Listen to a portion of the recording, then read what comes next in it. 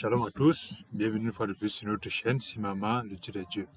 Alors nous partageons sur la deuxième partie sur notre exhortation sur la place de la femme. Femme soumise ou femme puissante, ce que l'Église en dit, ce que la Bible en dit. Et il est important de voir que c'est vrai, dans la première partie, nous avons positionné les problématiques et les difficultés qu'on rencontre aujourd'hui. Les difficultés qui permettent que dans le corps de Christ aujourd'hui, on se retrouve avec les voitures qui sont comme des voitures Frankenstein. Ça veut dire Frankenstein, c'est un être qui a été créé par un savant fou européen qui s'appelait Dr. Frankenstein. Il a créé un être humain vivant à partir des morceaux des corps des gens pris un peu partout. Il a pris la tête ailleurs, il a pris les mains d'une autre personne, il a pris les pieds d'une autre personne, il a pris en tout cas les morceaux de corps, il a mélangé et il a injecté une grande quantité d'électricité. Et cette grande quantité d'électricité-là a permis en apparence de faire fonctionner ce corps-là. Mais quelle que soit la valeur de ça, que ce soit des films, que ce soit des... Mais l'enseignement derrière ça, c'est que dans l'Église, on a des êtres humains qui ont la forme humaine, mais qui sont en réalité des êtres humains Frankenstein. On a dans le corps de Christ aujourd'hui des systèmes qui sont comme l'Église, comme le corps de l'Église, mais qui sont des systèmes Frankenstein. Pourquoi? Parce qu'on a changé les bases. On a pris les bases du monde, on est venu amener ça dans l'Église, et on prend les bases de l'Église, on essaie de dire que c'est l'Ancien Testament, ou que c'est trop dur, ou que ce n'est pas accordé la grâce. Ça veut dire, lorsqu'on dit que un corps est efficace lorsque chaque chose est à sa place, chaque reste à sa place. Mais dans l'Église, on amène les enfants à être les papas à être les enfants.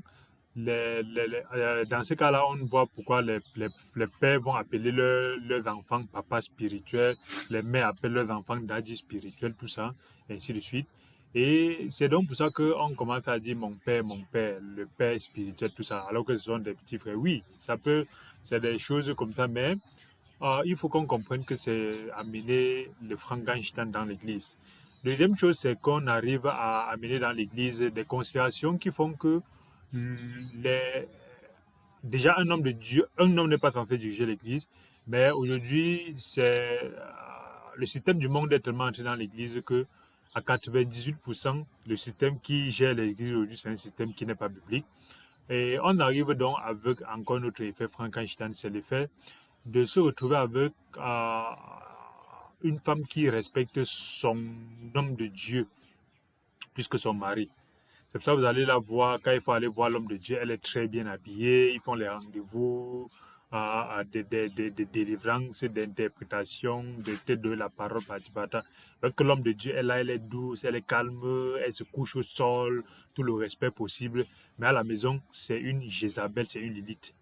Lilith étant la première femme d'Abel, et on a parlé d'Adam, on a vu ça dans la Bible, parce que lorsque Adam dit à Dieu, cette fois-ci, celle que tu m'as créée est la chair de ma chair, l'os de mes os, c'est justement parce que la première qu'il a créée, parce que Dieu crée toujours en deux. Il crée toujours en homme, femme, en fait, femme, mâle, femelle, mâle, femelle. Donc, même qu'il a créé Adam, il a créé Adam avec sa femelle qui était Lilith. Mais comme elle a eu le cœur de vouloir devenir plus grand qu'Adam, exactement comme le cœur que Satan a voulu devenir plus grand que Dieu, et Dieu l'a condamné dans le fin fond des océans. En tout cas, c'est pour venir dire que justement, on a donc des Lilith. C'est donc même de ces Lilith-là que vient Liliane. Donc, je ne dis pas que c'est comme ça, mais il faut regarder le comportement de certaines femmes. Elles sont des Lilianes, des Lilith. Et elles sont donc en apparence devant l'homme de Dieu comme si c'était des saintes, ni touche des saintes femmes, des saintes mères. Mais lorsqu'on regarde leur comportement à la maison, on peut voir justement des abominables Jézabel. Et c'est ça qui a créé donc encore une fois du frankensteinisme dans l'Église. Un autre élément, c'est toujours même, si ce n'est pas l'homme de Dieu, c'est le patron.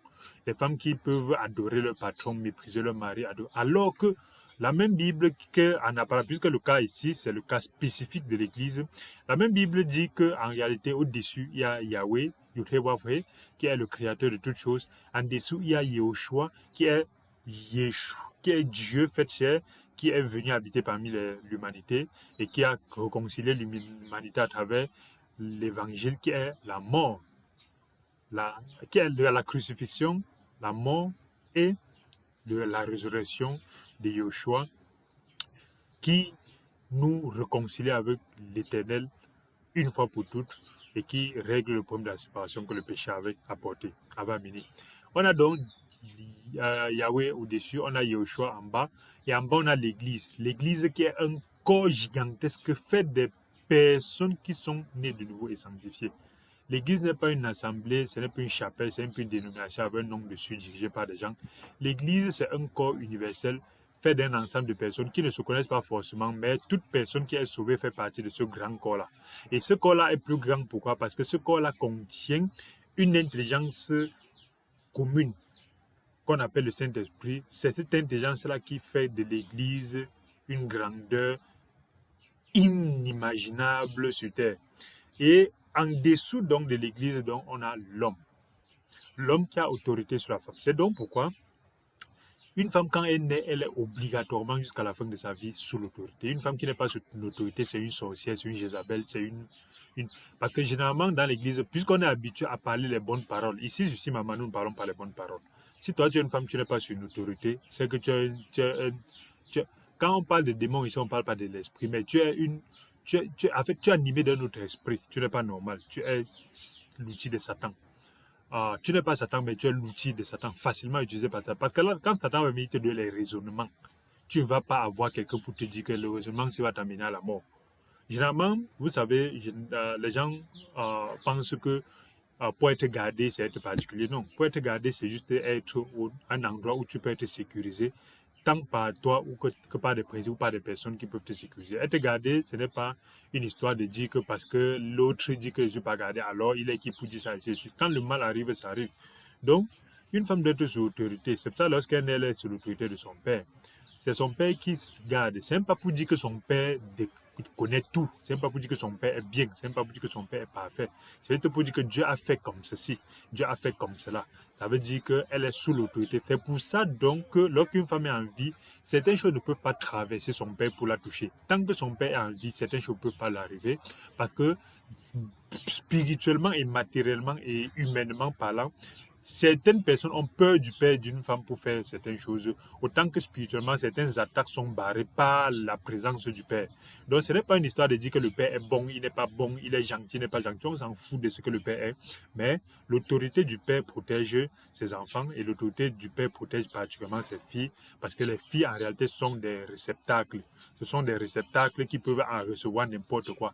Et pour le moment, le père est la première barrière. Une fille peut recevoir n'importe quoi, elle peut recevoir n'importe quoi, en tout cas, n'importe quelle pensée. Prenons les pensées, une fille peut recevoir du n'importe quoi comme pensée. Tu vois, elle est intellectuelle, elle a fréquenté, elle a toutes les possibilités, mais tu vois, c'est qu'on la manipule avec, tu te dis, comment elle fait pour être manipulée par ça? Pourquoi? Parce qu'elle est un réceptacle de n'importe quelle pensée. Une fille est un réceptacle de n'importe quel amour. Ça veut dire qu'il suffit de venir lui donner. Toute fille a un prix. Toute fille a quelque chose que si on lui donne, elle va aller. Et elle peut quitter d'ici à là. D'ici à là. Donc, la position est naturelle. Pourquoi la position est d'abord féminine? Parce qu'une fille peut facilement, aujourd'hui, on obtient quelque chose d'elle en lui donnant un bonbon. Demain, ça va le biscuit. Un autre jour, ça va la paire de chaussures. L'autre jour, ça va la voiture. L'autre jour. C'est vrai que chacune va supporter jusqu'à un certain niveau. Chacune va résister jusqu'à un certain niveau. Mais il y a toujours quelque chose qu'on peut faire quitter d'une fille d'un endroit à un autre en lui donnant cette chose-là. Donc, voilà un autre élément. Un autre élément aussi, c'est que une fille est une multiplicatrice. C'est pour ça qu'il faut contrôler ce qu'elle reçoit parce que ce qu'elle reçoit, elle multiplie. Et c'est très important. Donc, c'est pour ça que le père garde ça. Et lorsqu'on passe vers cela, on peut se rendre compte que l'autorité qui est au-dessus d'une fille, donc lorsque à un moment donné, elle est assez mature, assez pubère pour aller justement d'être l'aide semblable d'un homme, pas être la femme d'un homme, parce que les gens aussi confondent. La femme, c'est avoir un sexe féminin, le natique, mais la femme, dans le sens qu'on dit, c'est l'être semblable. Un homme peut avoir 1000 femmes, mais un homme a très peu d'êtres semblables. C'est pour ça que Salomon pouvait dire, j'en ai eu tellement, mais je n'ai pas trouvé une qui était mon aide semblable. Pourquoi? Parce que chacune, la plupart des filles, chacun, elles viennent parce qu'elles veulent un toit, elles viennent parce qu'elles veulent aussi marcher avec copine, on dit qu'elle est mariée, elles viennent parce qu'elles veulent aussi parce que c'est fait grâce aussi, elle veut quelqu'un qui va souvent lui chauffer les fesses. Elle vient aussi parce qu'elle veut aussi se dire que je marche avec tel type de gars. Ce gars est lancé, ce gars qui a l'argent, ce gars qui n'a pas, qui est intellectuel, ce gars qui est footballeur, ce gars qui est ceci, cela, ce gars qui au moins a quelque chose dont j'ai besoin. Et c'est comme ça donc que c'est plutôt un élément de femmes là-bas. Mais pour ceux qui arrivent à avoir la grâce d'avoir vraiment une aide semblable, c'est elle se dit, je vais amener ce gars d'un endroit A vers un endroit B. Je vais me sacrifier, je vais le souffrir avec lui pour qu'on atteigne ce but. Actuellement, on est au niveau 10, mais au niveau 100 que je vois que ce gars peut atteindre, je vais travailler, je vais supporter, je vais l'encourager, je vais me sacrifier pour qu'on quitte de ce niveau 10 là à ce niveau 100 là. Voilà ce qu'on appelle une femme, une aide semblable. Et à ce moment, elle peut être une côte. Pourquoi? Parce que tout être humain, tout homme qui chemine avec une femme qui t'amène quelque part, qui te permet de t'améliorer. Même quand tu ne vas pas dire à la bouche, quand tu vas t'asseoir, tu vas voir que hier j'étais comme ça avec elle, voilà comment on a avancé, voilà comment on a avancé, voilà comment elle m'aide. Cet homme-là lui sera redevable à la vie. C'est donc pour ça que ce type d'homme-là peut lui donner sa vie. Mais si c'est juste du genre, hein, tu es mon mari, tu es mon fiancé, on doit être comme ça, et je suis ta femme, j'ai droit à ça. Voilà les abominations qu'on arrive à voir dans le corps de Christ. Et quand on n'enseigne pas ça, on enseigne plutôt les choses du monde. Les choses du monde, c'est quoi? C'est que vous pouvez vous marier quand ça vous plaît plus, vous ne vous mariez plus, ainsi de suite. Le problème aussi, c'est que la notion de divorce dans l'église est très, très galvaudée. Pourquoi? Parce que quand nous parlons même du 8 mars aussi, la notion du divorce est galvaudée. Pourquoi? Parce que les gens ont fait croire qu'on ne divorce pas dans l'église. Non. La parole de Dieu n'a jamais dit qu'on ne divorce pas. La parole de Dieu dit qu'on ne sait pas parce que Dieu a uni. Le problème, c'est que 99% des unions, ce n'est pas Dieu qui a uni. Tu marches où tu vois une fille qui te plaît, tu parles à draguer, après vous mettez ensemble, vous faites un enfant, après vous dites que on part chez le maire, on part chez le maire d'abord avant de faire l'enfant, tout. Après on va dire que c'est Dieu qui a uni. On dit que pourquoi Dieu qui a uni? Parce que tu es allé chez le pasteur, on a béni. Pourquoi c'est Dieu qui a uni? Parce que tu es allé à l'église. Pourquoi c'est Dieu qui a uni? Non, non, non et non. Non, non, non et non. N'importe qui peut sortir, draguer 15 filles et définir que les 15 filles-là, aussi, c'est Dieu qui a béni. Personne ne va dire que celle-ci, c'est Dieu qui a béni, l'autre, ce n'est pas Dieu qui a béni. Donc, c'est pour dire que, en tout cas, voilà les choses que ça fait mal à dire à l'église. Pourquoi? Parce que l'église est devenue un endroit où on prêche les choses du monde et on colosse avec les versets bibliques. Donc, c'est pour dire qu'après l'autorité du Père, l'autorité vient de l'homme. La fille doit quitter de l'autorité de son père pour aller à l'autorité d'un homme. C'est donc pourquoi le jour du mariage, et le mariage, c'est d'abord au niveau de deux personnes qui veulent s'en sortir ensemble. Après ces deux personnes-là, c'est deux familles. Tout le reste, c'est le folklore. Si deux personnes ne peuvent pas s'en sortir, ne veulent pas s'en sortir ensemble, n'ont pas l'acceptance et l'acceptation de s'en sortir ensemble, tout ce que vous avez fait là, c'est le folklore. C'est coller le bois et le verre. Vous pouvez même coller à la colle forte. Mais même si la colle arrive à coller, à un moment donné, la nature du verre va se casser, le bois va rester. Ou la nature du bois va se brûler et le verre va rester. Quand le feu va arriver, un va brûler, l'autre ne va pas brûler. Ou quand le choc va arriver, un va se casser, l'autre ne va pas se casser.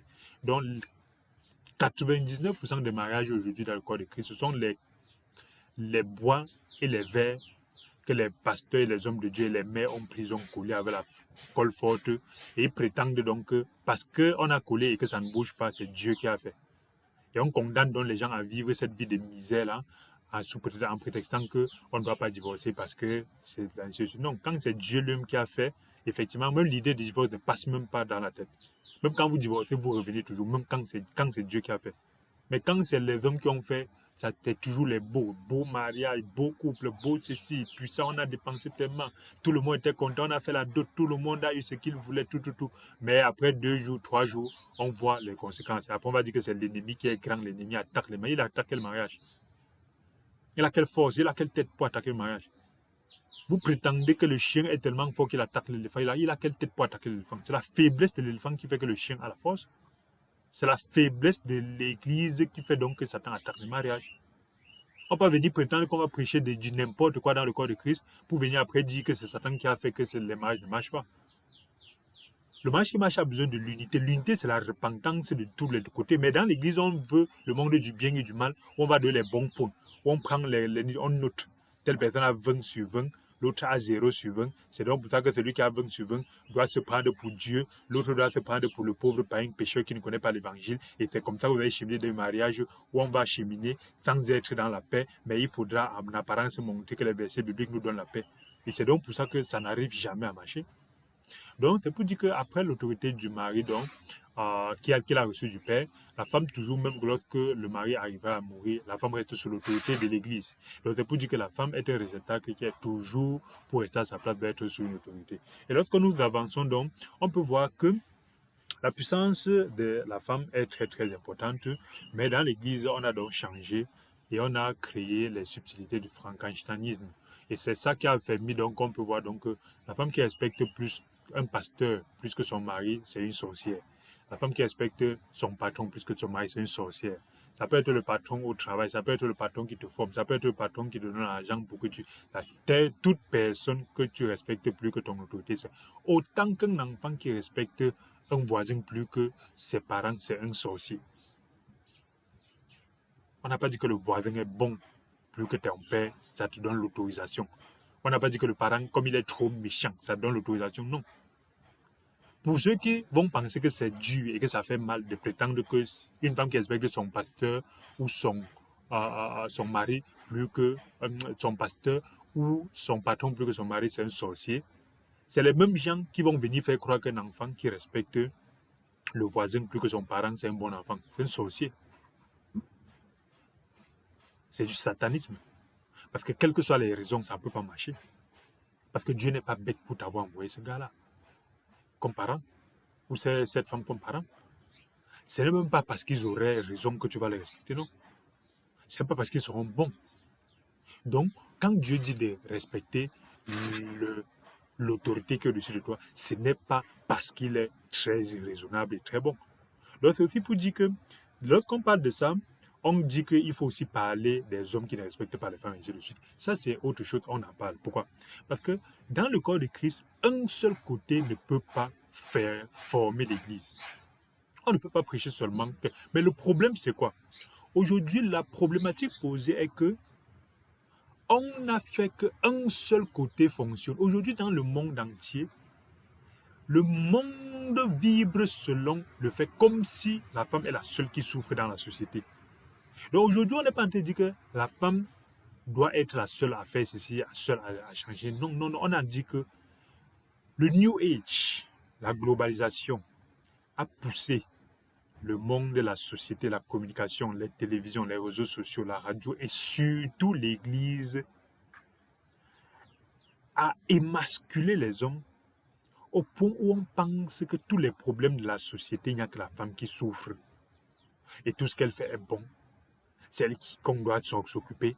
Et c'est comme ça donc que nos jeunes hommes, nos jeunes enfants, même à la maison, se plaignent parce que leur vie, personne ne s'en charge. On s'en fout d'eux parce qu'il faut qu'on s'occupe des filles, on s'occupe des femmes.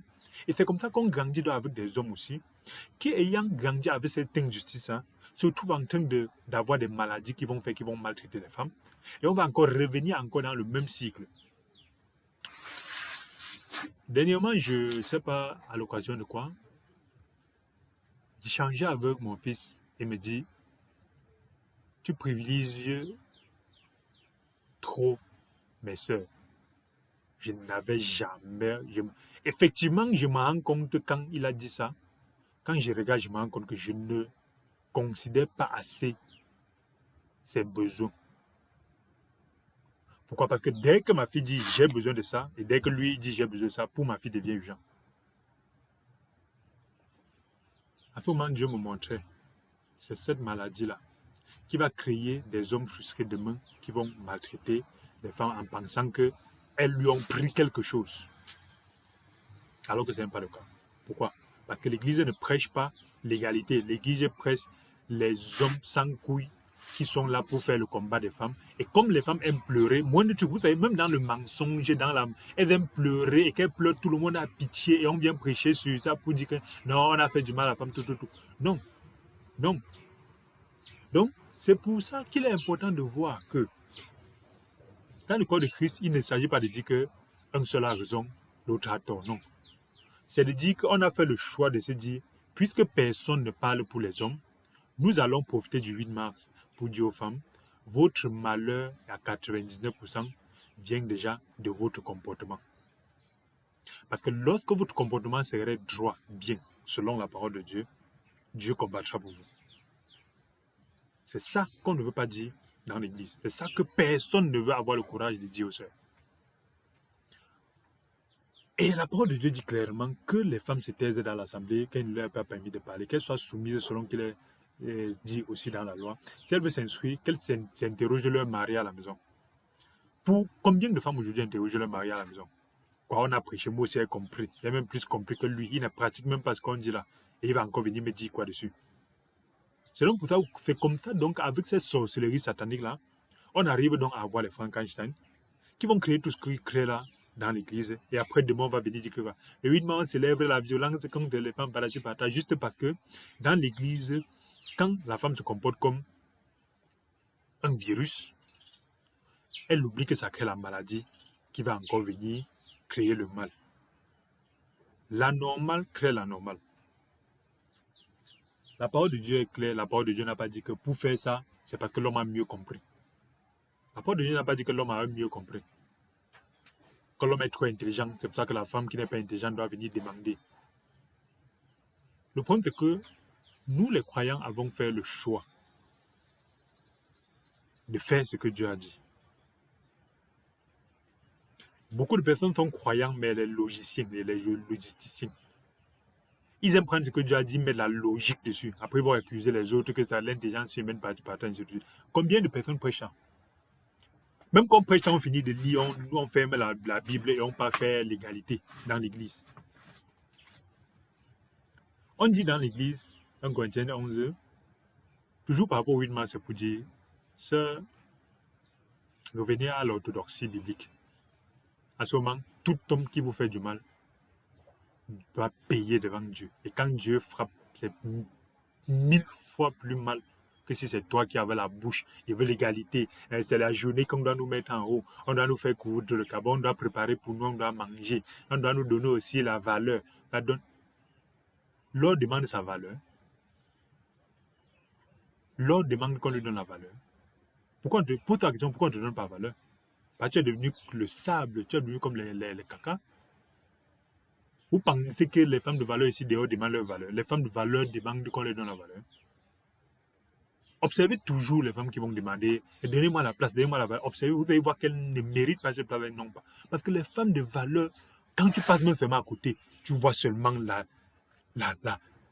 puissance féminine. Tu dis que je fais ma bouche, tu t'accroupis seulement, tu dis. Mais quand tu passes devant les yoyettes, les tout petites, là, qu'on vient attacher la tête à l'église, on chante, on pleure, on prie, on gesticule. Après, on vient dire que Dieu est descendu par là. Après, on vient dire donnez-nous la valeur, donnez-nous la valeur. Vous avez vu un homme un jour ne pas donner la valeur à une vraie femme. Le problème, c'est que personne ne veut être une vraie femme parce qu'on veut être égal de l'homme. Et en même temps, on vient dire que le 8 mars, Dieu a dit qu'il faut nous donner de la valeur et on est égaux. L'homme qui ne se couvre pas la tête puisqu'il a l'image de Dieu, l'homme ne doit pas se couvrir la tête puisqu'il a l'image de Dieu. C'est l'homme qui a l'image de Dieu, c'est pas la femme. La femme est la côte. Cette vérité-là, ça fait tellement mal qu'on ne parle pas de ça dans l'église. C'est pour ça, dans l'église, on dit plutôt que la femme est l'égale de l'homme. Et vous savez, ils aiment trouver les versets pour justifier les bêtises dans le sens de venir tourner. En tout cas, il aura trouvé un verset pour justifier toute chose. Tandis que la femme est la gloire de l'homme. Quelle femme se considère comme la gloire de l'homme? Quand vous la voyez, certes, elles aiment être belles pour dire tu m'as vu, tu n'as pas vu que mon habit était belle, je me suis fait de mettre les trucs sur elle, ainsi de suite. Tout ça, c'est pour montrer justement que je suis belle pour toi, mais je suis aussi belle pour les autres. Mais combien de femmes sont effectivement dans leur tête, elles se comportent en disant que je ne suis pas la gloire des autres, je suis la gloire d'un homme. Pensez-vous qu'un homme peut mépriser une femme qui se considère comme sa gloire? Donc, si un homme arrive à te mépriser, pose-toi la question. Ta faute est à quel niveau? Bibliquement, Dieu ne peut pas permettre. Ce que Dieu va faire ton palabre, Dieu va combattre pour toi. Peut-être tu n'as pas la faute, mais si effectivement tu es dans le principe de Dieu, dans l'aliment de Dieu, Dieu ne peut pas. Parce que Dieu n'est pas injuste. Dieu n'est pas injuste.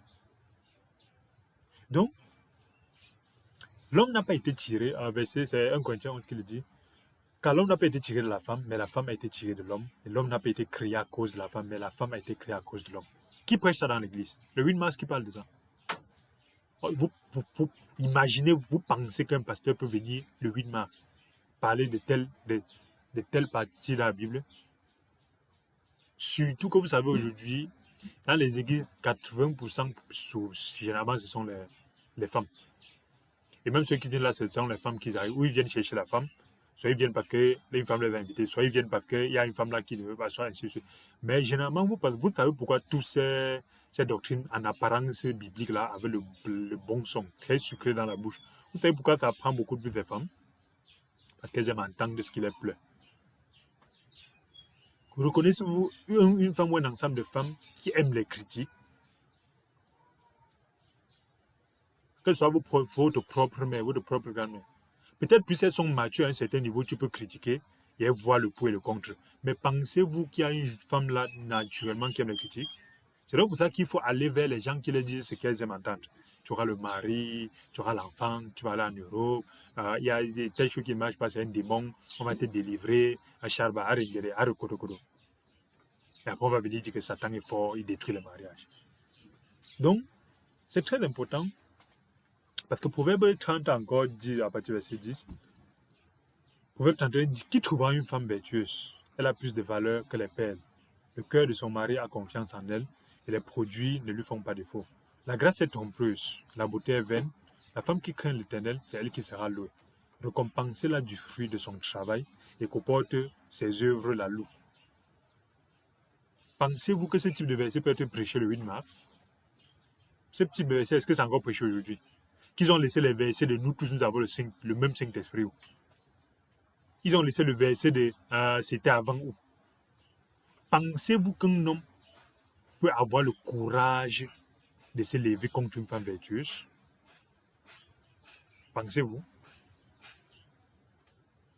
L'homme qui est tellement fragile comme quoi là? Donc, frères et sœurs, en cette occasion du 8 mars,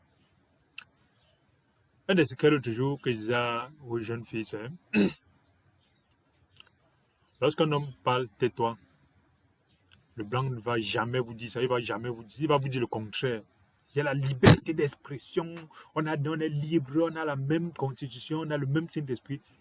C'est que quand un homme parle, tais-toi, pourquoi? Parce que c'est un principe divin. Que ça te plaise ou pas, tais-toi. Même s'il dit des bêtises, tais-toi.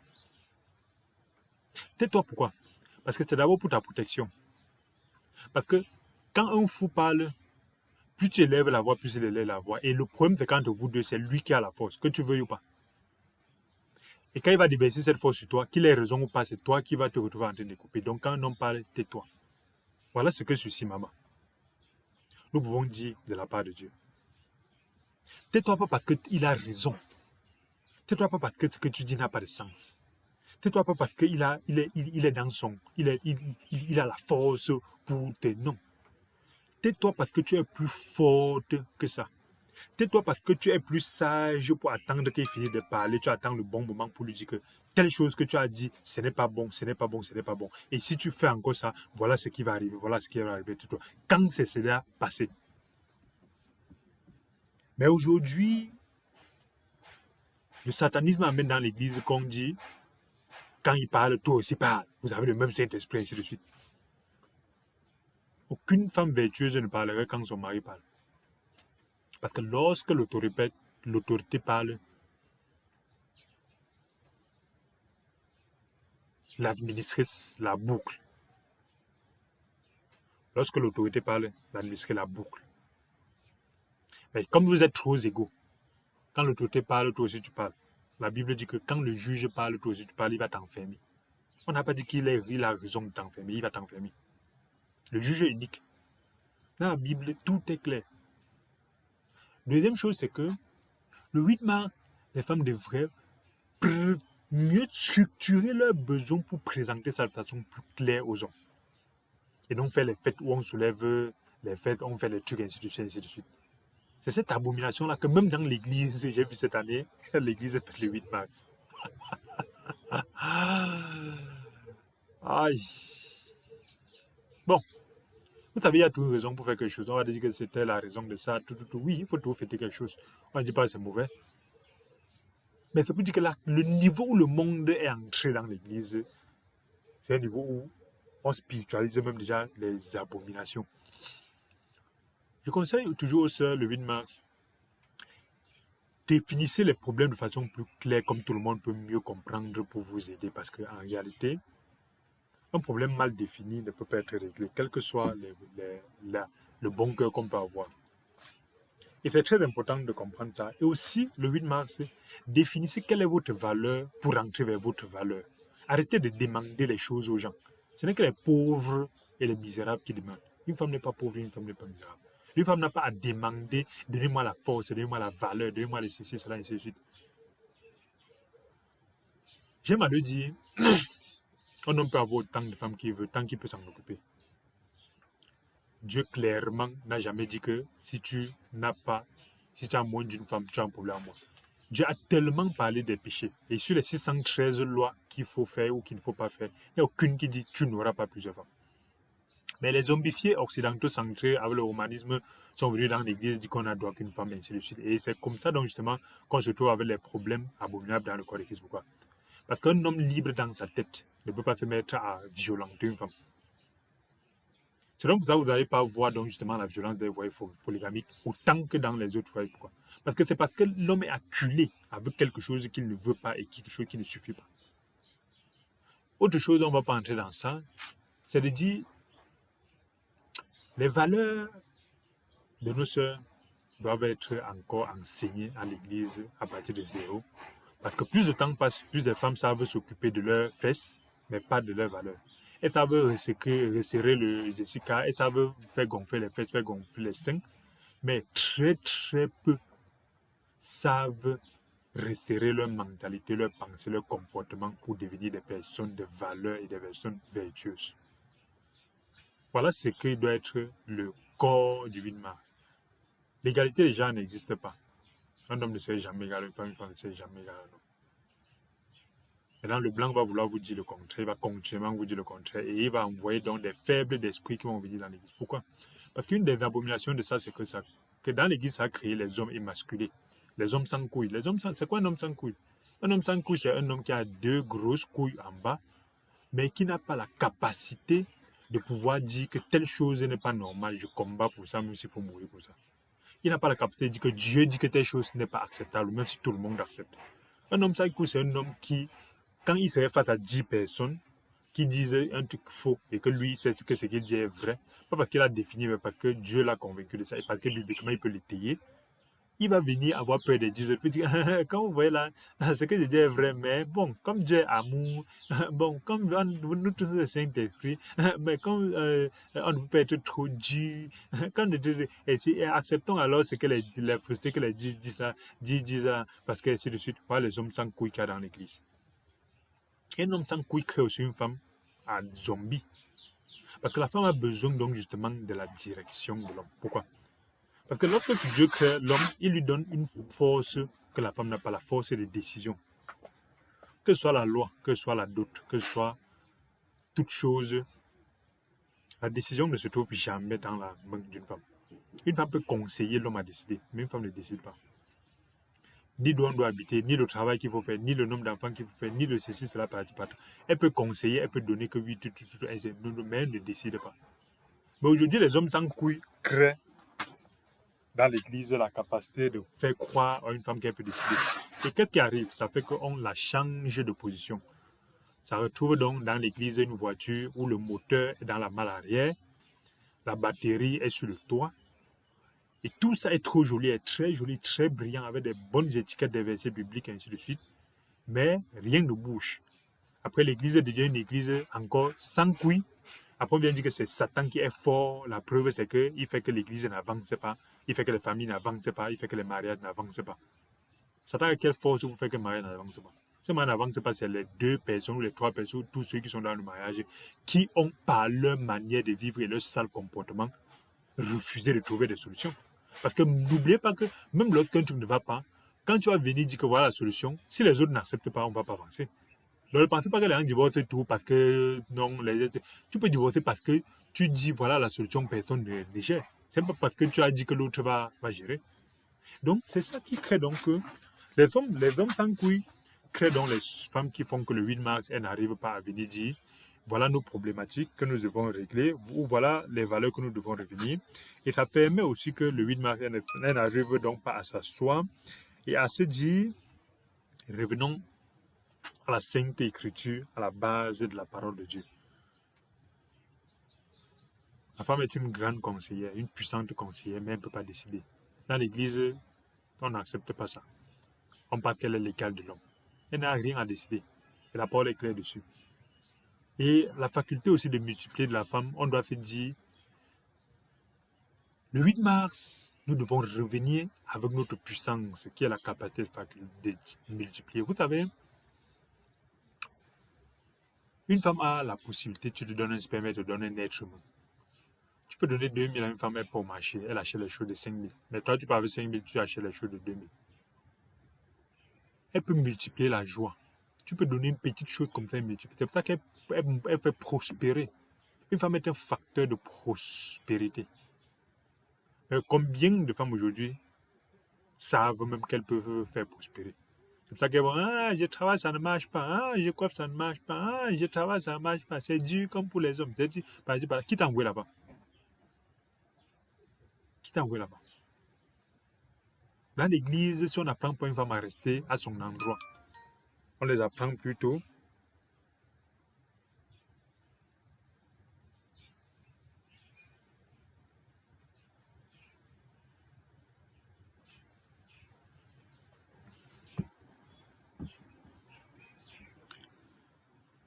Donc,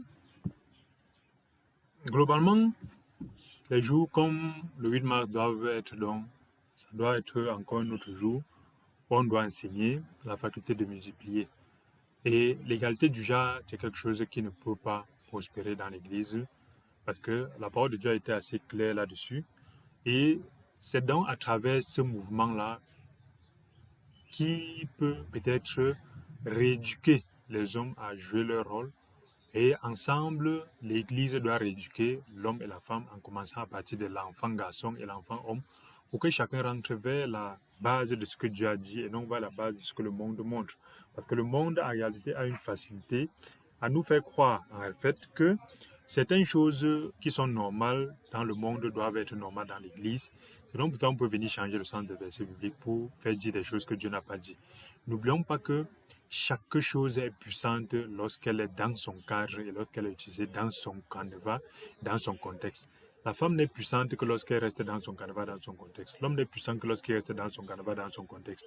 L'Église aussi est puissante lorsqu'il reste dans son canevas, dans son contexte. L'Église qui se mélange à le monde, qui amène dans l'Église les choses du monde, ne peut pas être puissante. C'est pour ça qu'il va se plaindre comme une femme que le monde m'a dépassé, Satan est fort, ainsi de suite. Autant qu'une femme qui ne reste pas dans son canevas, dans son contexte, va toujours se retrouver entre de se plaindre que l'homme a fait ceci, l'homme a fait cela, je suis sous-utilisé, je suis sous-exploité, je suis très exploité, on me méprise et tout ça. Ainsi que l'homme qui ne reste pas dans son contexte va se retrouver donc justement à être une femmelette.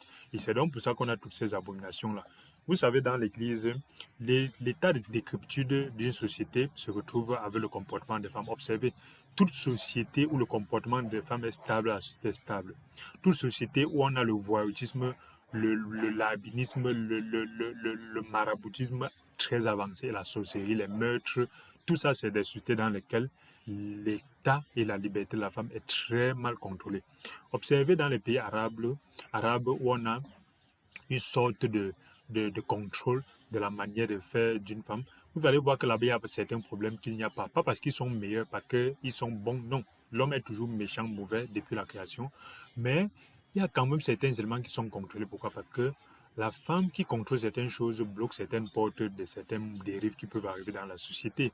Observez même dans la communauté. Dans les communautés où la femme reste vraiment à une place un peu très réservée à sa place dans la puissance, elle permet de décider, elle permet d'être en avant, elle dirige tout, mais en restant à sa place. Vous allez voir que dans ces sociétés-là, il y a des problèmes qu'il n'y a pas dans les autres problèmes. Mais dans l'église, comme on est venu amener le romanisme dans l'église, on est venu amener les choses des blancs dans l'église, c'est donc pour ça que dans l'église aujourd'hui, on a des abominations exactement comme dans le monde. Donc faisons attention, pourquoi? Parce que l'église aujourd'hui, qui est l'église évangélique née de nouveau, a moins de 200 ans, dans le cadre de tout ce qu'on voit dehors dans les dénominations. Mais l'Église en elle-même est derrière la fondation par Jésus-Christ. Et l'Église évangélique qu'on a aujourd'hui partout avec les chers tous les trucs qu'on voit dehors là, ça a moins de 200 ans. Mais vous voyez, dedans, il y a tellement de choses Même pire que chez les catholiques. Parce que les catholiques, avec la pédophilie, tous ces brûles, les gens qui ont brûlé, les mauvaises choses qu'on voit chez les catholiques, ça s'étend au minimum sur 2000 ans. Au minimum, disons 1500 ans. Ça s'étend au minimum sur 1500 ans. C'est tout ce qu'on dit que les mauvais, les catholiques ont fait, on les repose là, c'est sur 1500 ans. Mais regardez les protestants. Tout ce qu'il y a des trucs de protestants là, c'est en 200 ans. Merci. Si en 200 ans, vous êtes aussi méchant, vous pensez qu'en 1600 ans, comme les catholiques, vous serez comment? Pourquoi? Parce qu'on a fait le mal d'amener dans le corps de Christ les principes du monde. En tout cas, merci d'avoir écouté ce partage. Merci d'avoir écouté cette deuxième partie. Pour ceux qui n'ont pas suivi la deuxième partie, il faut écouter la première partie qui est le précurseur de la conclusion que nous faisons ici. Merci de vous abonner, ça nous ferait plaisir. Si ce n'est pas le cas, si vous n'êtes pas encore abonné, de vous abonner. N'oubliez pas toujours, sur Simama, nous partageons sur les sujets que certains trouvent délicats et que certains refusent de partager, ou nous partageons sur les sujets qui sont amers, mais qui sont très doux dans le ventre. C'est amer dans la langue, mais c'est très doux. Pourquoi? Parce que sur Simama, on a constaté, et Dieu nous montre que dans l'église, on partage le sucre. Les bonnes paroles, les bons versets, les bonnes manières de faire. Et ce sucre-là, c'est un sucre qui tue et qui amène les cancers dans l'église. Chaque jour, on se lève, on voit les nouveaux cancers dans l'église à cause du sucre qui est la bonne chose et la bonne bouche partagée. Nous avons fait le choix, par la grâce de Dieu, de partager ce qui peut être amer pour certains, mais qui est sucré pour ceux qui sont prédisposés. Merci de vous abonner et de cliquer sur la cloche de notification et à bientôt.